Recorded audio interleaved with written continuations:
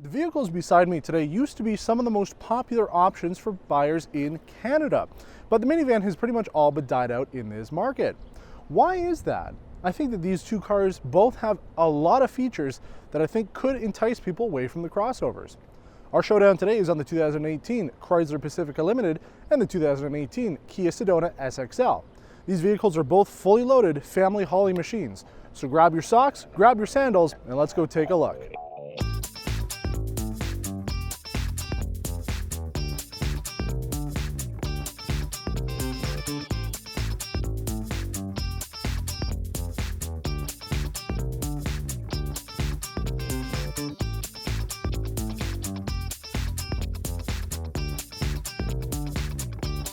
These are meant to be family hauling machines, so safety is certainly going to be priority, and I think both Chrysler and Kia have taken that as their priority.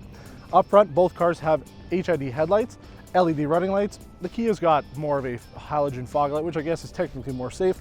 LED fog lights on the Chrysler. Both of them have forward collision and radar cruise control. Now the difference is the Kia's uses an actual radar system, whereas the system here on the Chrysler is the camera-based one we talked about a little bit more in depth with the Dodge Challenger that we did. But aside from that, all the cars have lane keep assist, forward collision warning. The Chrysler has a backup collision warning system. They all have 360-degree cameras, backup cameras, and power folding mirrors. So there's a lot of tech going on the outside for both vehicle, which again makes it very, very comparable. In fact, I think they have all the same features on the outside. Power lift gates on the back, sliding doors, which seems to be pretty standard, keyless entry for both cars. They just work, again, a little bit differently. The Kia's, you have to push the button on the door handles on the front, whereas the Chrysler, it is kind of very similar to BMW, where you can put your hand into the door handle, it'll open it up, and you can lock the car from the front buttons as well. So overall, very comparable. But where the things start to get a little bit different with them is on the inside. So we're going to jump in to the Chrysler Pacifica first, take it on its road test and go over all that. Then we're going to see what the Kia has to offer. Now, I know a lot of you might think I'm silly for doing a showdown on minivans, considering that these really don't sell very well anymore.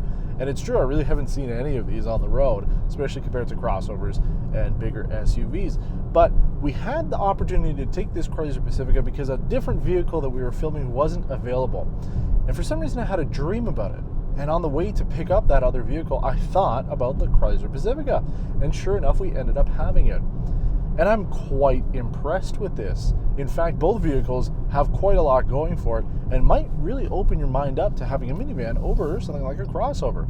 Especially if you're like me and you like to have something that is different. I know that this is definitely not a sexy car by any stretch of the imagination. When I think minivan, I really do think socks with sandals. But there is a lot going for this vehicle. I am so impressed. First off, the interior here is really good. It actually reminds me a lot of the Buick Enclave that we drove. This center console here is quite similar to it. I like the screen. Uconnect works fantastically well in it. And even though Kia does have a better infotainment system overall with everything that they have going, I really do like what's on this Pacifica. Now, everything else is quite soft to the touch. The armrests here are quite nice. The door cards certainly are hard plastic, but you do have a leather wrapped dashboard, and for the most part, yeah, the steering wheel is quite nice, quite leather wrapped, and the center console here is in a good functional position. It's much more like the Toyota Sienna, if you've driven that, where the center here pops out a little bit more. It's not flush like it is on the Kia, but I do like it. I like the flow. I like the functionality of everything. There's a lot of storage here, and that's important. People who buy minivans, at least as far as I can tell over the course of my years doing this, and as well as years being around families that have minivans, they hold on to them much longer than other people hold on to other types of vehicles. If you buy a minivan new, chances are you're going to be holding on to it a lot longer. So people want to make sure that when they're buying something like this, they're going to have the functionality for today and for the future. And I think having all this storage space is going to be very handy, and especially with the stow and go seating, there really is the biggest difference in the inside here. You know, certainly design and all that is going to be subjective, but for the most part, feature-wise, between this and the Kia Sedona are quite similar. But that stow and go system, I think, is going to be a big factor for people who want to be able to use their minivan for more than just bringing their family on vacation back and forth to school. You could put all those seats down, and then you can use it to store things. You have to go pick up a big piece of furniture, use your Chrysler Pacifica. You need to go load up something, you're moving, Chrysler Pacifica. You don't have to worry about taking the seats out. It's got them there. It's really cool. And the vacuum system is also a feature that you don't get on the Kia, but I don't know. I mean, how many people are really going to use it? I did use it to try it out. It certainly does work, but it is filtered. So if you do have an animal, perhaps, that has a lot of hair, they shed a lot, and you want to maybe filter it out of the system, you can suck it all up and then throw out the garbage bag that you can put into it afterwards. So 2 little features like that are certainly different. Plus, the rear entertainment system here works super well. It's actually the best rear entertainment system we've used on a vehicle, and that includes something like the BMW M760 Li, because even though the BMW is certainly business oriented and it really works superbly well, this is designed for families. Not only do you have a Blu-ray DVD player up front with the USB input so your kids can watch movies, you can also let them play games. There's games built onto those, and it does have like a multiplayer connectivity. So if you are 2 kids back there, you have 2 kids and they want to be able to play tic-tac-toe, instead of just playing with a computer, they can play against each other. And you can play other sorts of games. There's an Are We There Yet game, which really can maybe make your life a little less stressful. If you're on a road trip and your kids are asking you all the time, are we there yet? They've got some games to play with. So nice little features like that. And that's the whole point of a minivan. I don't think anybody on earth is going to be buying this because they're single and they just want to have a big vehicle. There's certainly good options out there for it. People who are looking at this, or the Kia Sedona, or the Toyota Sienna, or the Honda Odyssey, any minivan, they've got a family, and probably they have more than 2 kids. That's what I kind of think. Yeah, you could have 2 kids, you could have no kids, I don't know. Who cares? You can buy whatever you want. But I just feel that the average family is 5 people or more who are looking at a minivan like this. And I think that it would really work really well, especially if it was a 4-person family or more. You've got lots of space, lots of storage. And I have to say, I really dig the interior and the exterior. This is a good looking car throughout. And yeah, you're still going to have the stigma of the fact that it is a minivan, but it's up to you if you think it's a dirty word, because we've talked about this before on Test Drive. You're the most important person for your car. If you like it, who cares what other people think? Okay, you're not going to go to the car meetup with your Chrysler Pacifica, but it is a great option, I think, for people who do need that extra space and have a family. There's a lot for it. I'm really enjoying driving this a lot more than I thought I would. A lot more. And that's something to say for it. I like, my sports cars. I like my sedans, preferably more in the wagon department. I like speed. I like flashiness. I like people looking at me. Nobody's looking at me in this, but I still like it. Now, I know price-wise, these are a little bit off. You're saving about $12,000 by going with this Kia here, but there certainly are some killer features that come with the Pacifica. Here on the Sedona, maybe not so much. I mean, the outside looks quite nice. It's pretty similar to what Kia has across the rest of their vehicle lineup. And the inside, I'd say, is pretty similar too. It's pretty similar in the sense that, there's nothing to really surprise. You do have a pretty nice layout here. We do like their infotainment setup. It is quite good. Android Auto and Apple CarPlay work every time we want to go use it, and we really like the home screen layout. But everything else is plastic. I mean, your dashboard's all plastic, door cards are. You do have some wood trim along the door here, and a little bit of wood trim on the steering wheel. So there are some little touches here and there, but this isn't really trying to be a luxury car. And really, comparing them two side by side, you can see that the Pacifica is trying to go more in a luxury price point direction, whereas the Sedona here is a little bit more affordable. But I do like the space, I do like the layout. Sure, the center row doesn't have as much going on for it. In fact, the lack of the rear screens back there could be a bit of an issue, but you can get your own DVD players installed on there if you want to. Now, while there is no media center in the back for your center row passengers, the seating does have a little bit more to play with. I'd say that would be not maybe a killer feature of the Sedona, but it is a very nice feature to have, especially if maybe you're having more adults sitting in the back, and if you have a smaller family, you're not using that third row. So the seats can be slid in towards each other and then sent further back. When you do that, I mean, you could do it with the seats closer to the front if you wanted to, but with more legroom, you are able to put those seats into more of a lounge environment. You can put the seat back and you can have a little footrest, like a little leg rest that pops up. It's quite nice. Actually, a little bit like flying first class in a 747. So they are slightly different, and that's about it. If you want to put some stuff in the back there, if you want to be able to have more space for storage, you're out of luck. You can put the rear seats down, but they are manual. And I have to say that even for somebody like me who, I'm pretty big, but I have some pretty good upper body strength, it is still a little tough to be able to rip those handles up and pull the seats down and lock them into place. So if you aren't really somebody who wants to be doing that on a regular basis, and you do need to put the seats up and down quite frequently, then you are going to find that it is kind of annoying on this vehicle, but those are little features here and there. For the most part though, they do drive pretty similarly. They're pretty close in terms of power, both front wheel drive. I'd say the only thing with this is you feel a little bit bigger than you do with the Pacifica.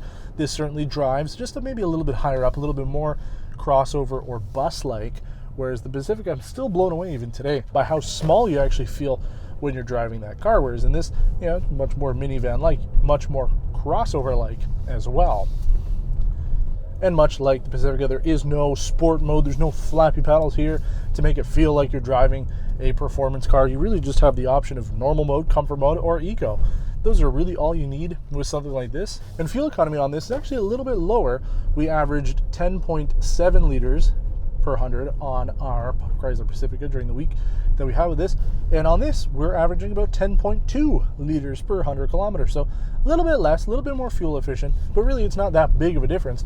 So you will feel it a little bit in the pump, especially if you were to be calculating those things for an extended period of time, for years, especially, as we talked about, that people usually keep minivans for a lot longer than they do with cars and SUVs, could add up quite a bit over the course of 5 to 10 years. So I really do think that the Kia Sedona here has a lot going for it, especially at its sub $50,000 price point. If you really just need a minivan, you have a larger family, you need the extra space, you don't necessarily need all-wheel drive that you would get on a crossover SUV, especially considering the size of this. I think it really feels more like a full-size crossover, so something like the Ford Explorer that we did before. I'd say this is a really good option. Now, if you want to start adding on more to it, such as that rear entertainment system, there's no doubt the Chrysler has a lot more going for it. But I think for most people, probably who are looking to be spending, within a $50,000 price range, you're definitely going to get a lot more bang for your buck with this. And it looks pretty good. I mean, it looks like pretty much all the other vehicles that Kia has to offer. So there's quite a bit of good going for it. But again, there's no real wow factor. There's nothing to really surprise you with it, but it does everything pretty well. I do apologize once again. I am still not fully recovered from my illness, and I was really hoping by the time we filmed the Sedona earlier last weekend, I would have been better by now, but here we are Wednesday, the day before our deadline, and I'm still not better. So I do apologize that the audio here is not as great as it should be, but it's still not getting any better, so bear with me. If you wanted to do a real price-to-price comparison with these two vehicles, the Pacifica Touring L Plus is almost the same MSRP as our Kia Sedona. You'd lose out on the standard trim features like the Nappa leather seating, ventilated front seats, triple pane panoramic sunroof, and the stow and vac system. Those extra goodies we added, like the hands-free sliding door and tailgate, 20-speaker Harman Kardon audio system, Uconnect theater, and advanced Safetytec, wouldn't be optioned either, meaning you'd lose out on things like the 360-degree camera system, adaptive cruise control, blind spot monitoring, lane keep assist, and the park assist system. You could certainly play around with the trims and options more with the Chrysler to get the exact minivan you want, but Kia's clear-cut approach is likely going to win customers over who need a no-nonsense buying experience. There's certainly no doubt, though, that the Chrysler has more to offer and feels like a premium experience, but comes with that $12,000 price difference too. I find that the drive of the Pacifica is better overall, with a more car-like experience rather than the Sedona's crossover-esque one. The fuel economy was slightly better with the Kia's 6-speed automatic over the 9-speed found on the Chrysler, while power output is likely to feel the same between the two of them. The 2018 Kia Sedona SXL Plus really has a lot going for it, and it's a very competitive price point. You get all the safety tech you'd expect, a nice assortment of luxuries like ventilated front seats, and you can take that $12,000 you saved over the Chrysler and buy a few iPads for your kids to keep them entertained on longer trips. But that's not to say that the 2018 Chrysler Pacifica Limited doesn't shine. Its premium-oriented interior makes driving a minivan feel more luxurious than ever before. The exterior design is also fantastic, giving it a much-needed upgrade over the badge-engineered Grand Caravan. I really do see the Pacifica being a great option for people needing something more than a crossover, but can live without the all-wheel drive option.